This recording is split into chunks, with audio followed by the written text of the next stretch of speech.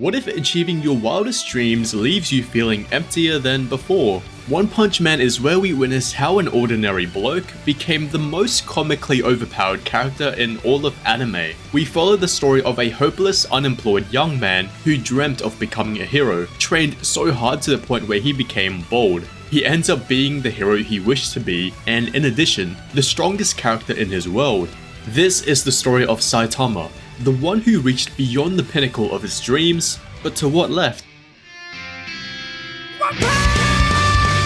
In the first episode, we're introduced to an action-packed, explosive sequence of animations where one villain seems to be bringing the apocalypse to humanity, until we get a very dramatic entry for a very particular bold man. He very swiftly protects the child from danger and introduces himself. This is Saitama, a guy who's a hero for fun. The villain is outraged by his absurd and half-hearted story, rightfully so, and proclaims his ingenious for taking over the world. The villain was formed from the constant stream of pollution with which humanity has suffused the earth. He is Mother Earth's apostle, until in the blink of an eye, Saitama effortlessly obliterates his inconvenience and disperses the dark aura that was clouding the city. And all it took was one hit. Despite how relieving that would have been for the world, Saitama is absolutely gut-wrenched that this fight was over before it even started. What struck me here is how the show takes our expectations of the hero finally saving the day and flips them on their head. Instead of pride or satisfaction, Saitama is left with emptiness, an emotion we wouldn't expect from the hero who's supposed to feel fulfilled by saving the world.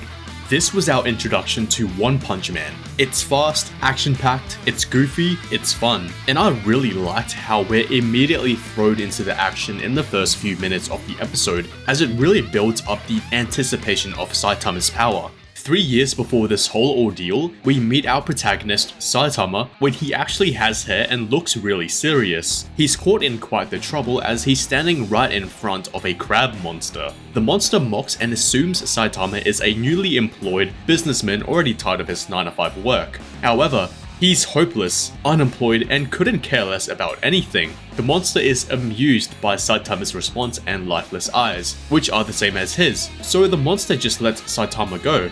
I was pretty taken aback by this quote-unquote plot armor. While I'm sure One Punch Man was never intended to be an in-depth world-building anime, I would have at least liked a scenario that had some level of believability. The monster could have easily swatted Saitama right then and there, and that could have been the end of the story, but we had to get the story moving somehow. Despite not being passionate about anything, Saitama jumps in to save a boy from the same monster that he encountered. As expected, he took a massive blow from the monster, but he came back miraculously.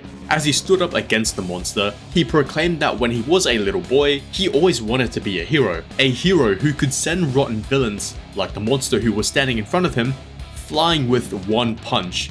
He took many beatings, like the unit he is, and in the spur of the moment, creatively used his necktie to hook the monster's eyes, defeating it in one motion. After that day, he trained so hard that he went bald. He became so powerful no one could beat him. He became the hero he wanted to be. So what went wrong?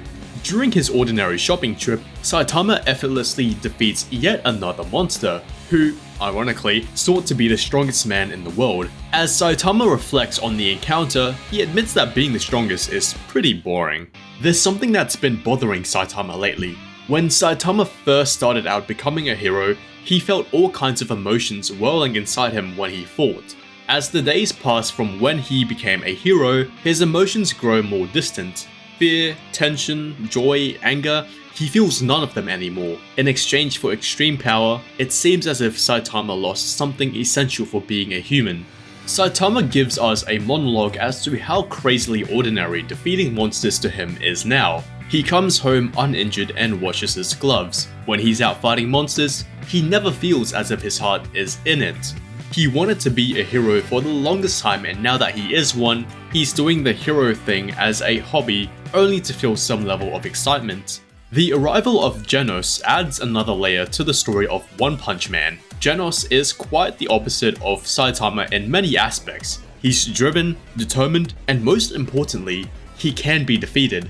As Saitama single-handedly slapped his opponents into smithereens, Genos was in complete awe of Saitama's powers and begged to be his disciple.